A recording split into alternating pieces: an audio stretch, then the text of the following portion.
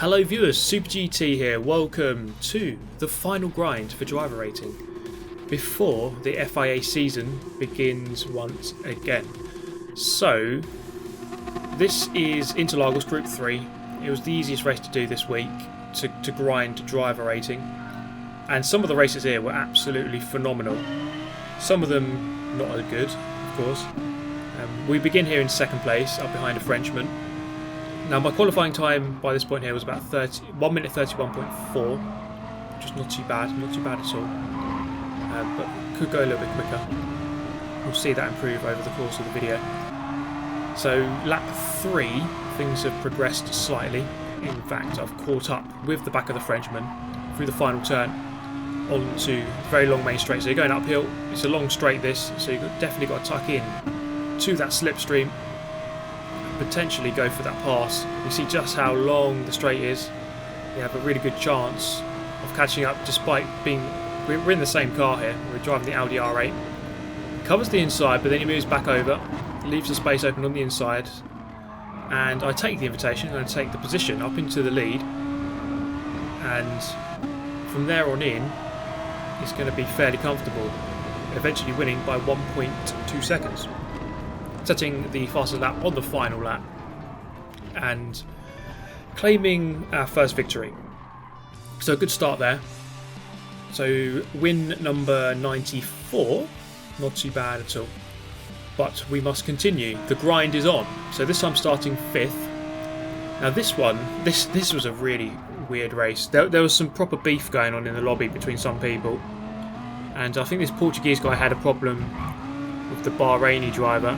The filthy ZA guy, his name is. So it all kicked off there, and then we've got the Hungarian in second, the Portuguese guy there with the penalty, and this is where things basically get a bit filthy, should we say? So out of nowhere comes Randy Orton with the savage assault, and let's just take a look at that again because it was just absolutely beautiful.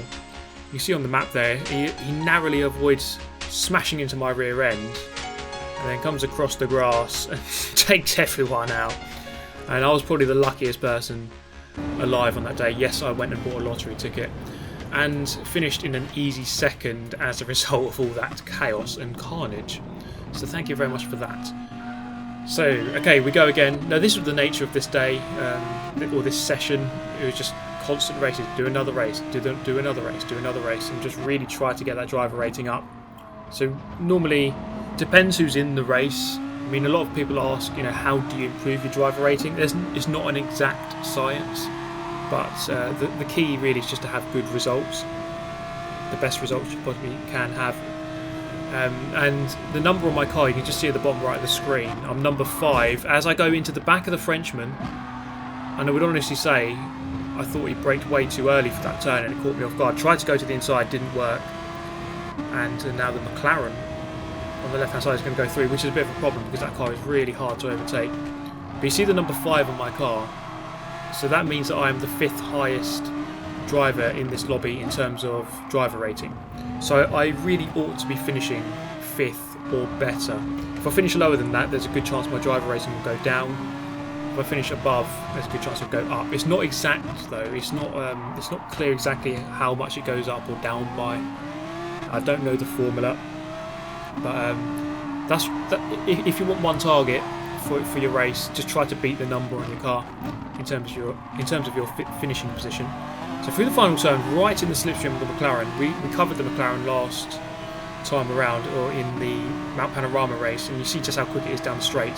Now I'm in the slipstream and I'm barely keeping up, and by this point here I know that the McLaren isn't good on the brakes, so I am actually gaining slightly. I'm going to pull to the inside, go for the move, because the McLaren, I mean, it's not horrible on the brakes, it's just not really excellent, it's just kind of average. The Audi's pretty good on the brakes.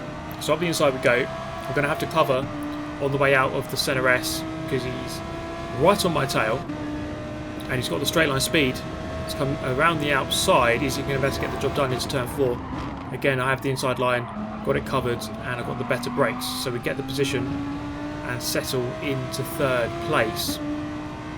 And we've got the 2 guys up ahead fighting quite hard, the Russian and the Portuguese driver.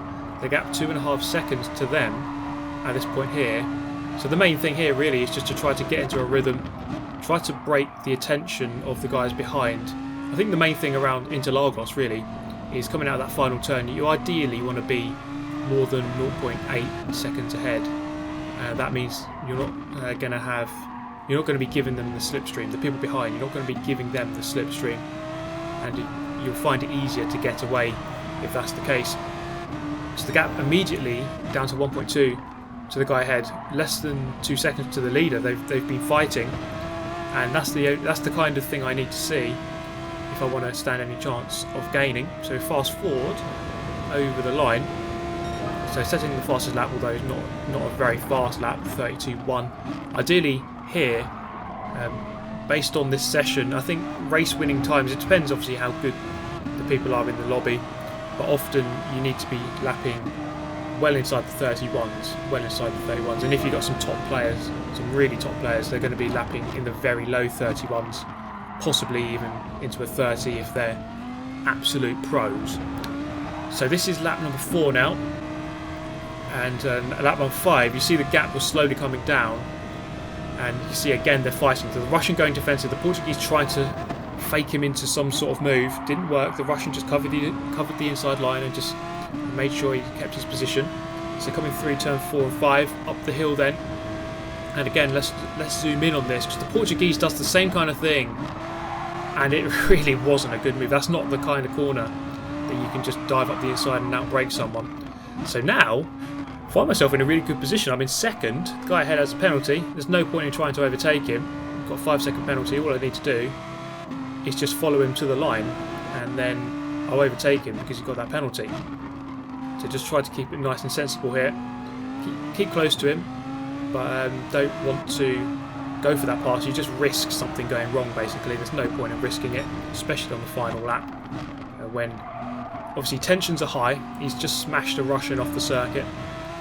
So I'm in that club of smashing a Frenchman off the circuit at this point, although that was, I do honestly think that was an early break. As we come up to the line then, he's got his 5-second penalty, going to peel over to the left hand side. We go through to claim another win. Good stuff, very good stuff indeed. Complete luck really, but that's the kind of thing you'll see in this video. In fact, just really have to sort of keep it up right to the end. You'll never know what might happen. Race win number 95. Happy with that. We're getting to the big 100. And the Frenchman actually said, my bad, I braked too early, which is exactly what I thought. Because don't worry, I've gone through it frame by frame, and he braked about 30 metres too early. When normally he'd be braking on the 100 metre board, he braked like way before it, and even I braked way before it, but I still couldn't avoid him. So yeah, I analysed that one just to make sure that it was the case. So the next race, you see the same guys, the Frenchman up ahead. So I mean, we actually raced many times, and it was fine. And then that was kind of the only incident we really had together. So I suppose when you do so many races, it's gonna all come together in the wrong way at some point. And we've got the Portuguese guy, we've got the Russian once again. So a lot of the same names in the lobby. I think a lot of people grinding that driver rating, just really trying to improve their driver rating before the FIA season begins. Frenchman a little bit wide off the apex of turn 4. I just have to back off slightly to let him back in. There's no point in going for the move there, as we're only going to lose time, and especially with this the Mustang right behind me. Dragan actually driving quite well in that Mustang, because the Audi R8 is by far and away the quickest car to use here. So anyone doing well in this race who isn't driving the Audi is doing well. Up into 4th then, the Frenchman just making a mistake up the top of the hill into turn 6, opened up the space up into 4th, and now it's a similar task once again, just really trying to hammer home some good laps, some consistent laps, and maybe try to go for some positions. Now, one of the tips I'd definitely give to everyone is just to do lots of qualifying laps to really nail down the consistency. The thing I noticed in this race is that people were very quick and consistent compared to normal. Compared to a normal Group 3 race, people were really very, very fast here. And it was actually a very hard race to typically do well in. A little bit wide into turn 1. You can see just how much that costs me as we come out onto the back straight here. And yeah, lost maybe half a second just from that one mistake going too deep into turn 1, and it cost me all the way through the centre S and then down the Rita Aposta down to turn 4. So I'm going to have to do all the work again as the Portuguese driver just drives a little bit wide. What I need to see is that gap. I'm always monitoring that gap in the top left of the screen. So half a second to the car ahead. I'm in the slipstream range. That is crucial. If you lose that, then you're going to lose at least a couple of attempts throughout the lap, and especially on the main straight. So tight line there. This is a really difficult corner in this car. You really have to get the car rotated halfway through so you can get on the power really early, and then into this tight right hand, a little bit too deep. I was doing that a little bit too often, but cut back for that late apex. And then this is a really difficult corner, so I think you do have to kind of lift. You can do it flat, but you have to get it dead right. It's just, often I was going for a tiny little lift, and that was kind of settling the car down nicely. So firmly in that slipstream now. So this is where things get really interesting. Down the main straight into turn 1, the best overtaking opportunity on the lap by quite a long way. So I was really trying to duke people into going to the outside. The Frenchman you see on the first race didn't really cover it, so this guy is going to go to the inside. I want him to move back over to the right, but he's not.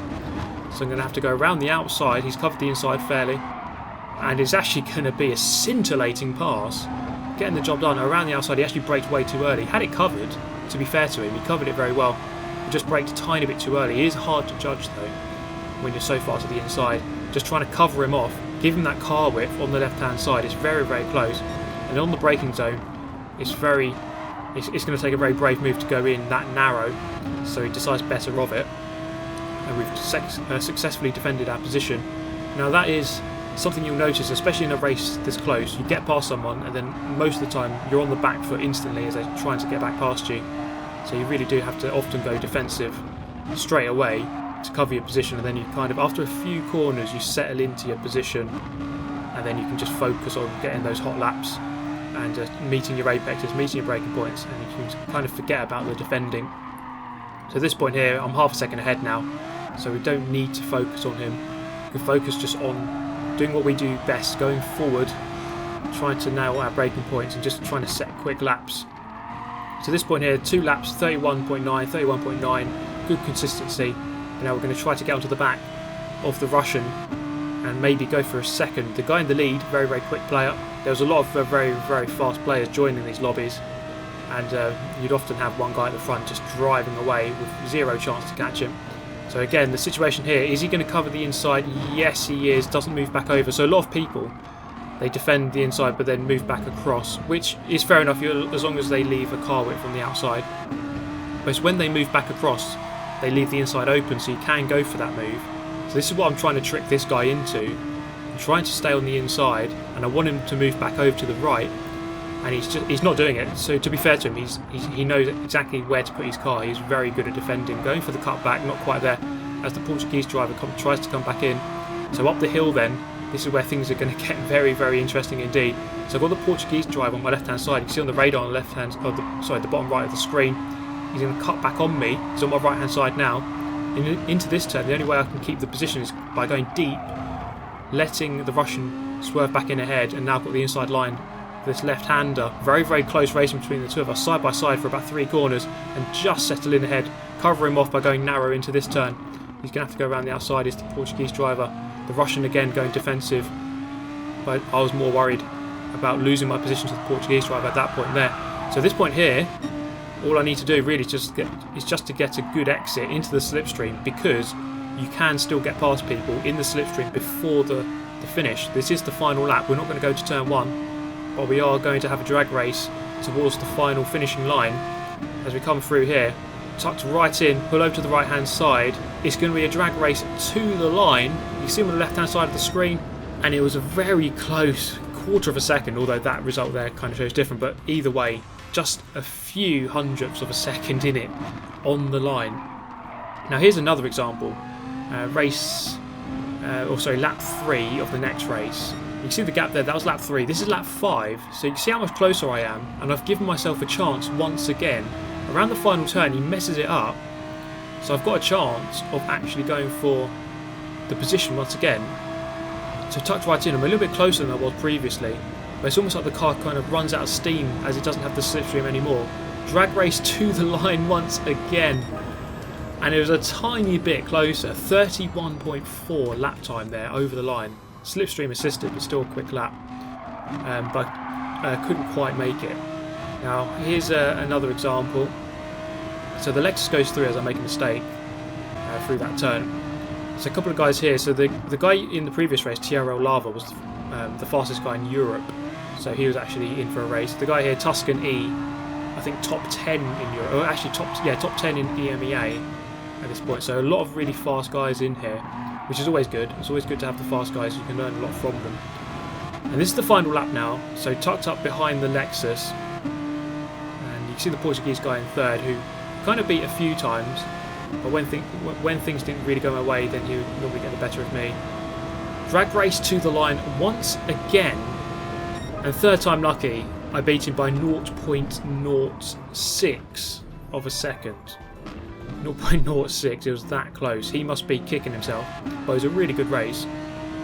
Now, let's end on a positive note here. Very positive note. This is going to be my fastest lap. As we cross the line, I'm going to show you my fastest lap of the whole day I did. It was actually quicker than my qualifying time, quite annoyingly. So crossing the line, that was a 31.375, which in itself is a very quick lap for the race. The guy in the lead, Tuscany, top 10 in EMEA in terms of the time trial leaderboard. And I'm actually, at this point here, reeling him in, which is quite astonishing, really. I did beat him once because he made a load of mistakes in one of the races. But for the most part, he was finishing ahead. Coming down the hill into turn 4, you can see the purple sector 0.009 quicker. So this lap is absolutely on fire at the moment. Coming up the hill, looking for the 50 board on the left hand side. There it is, the final board. Going in for an early apex. Let the car coast slightly, then power out. And you can use a lot of the curb on the left hand side as you go in, down to first gear. Plenty of curb once again. Back up to second gear for this one. And then let the car rotate mid-turn on the power early. Then get on that speed out into the right-hand hairpin here.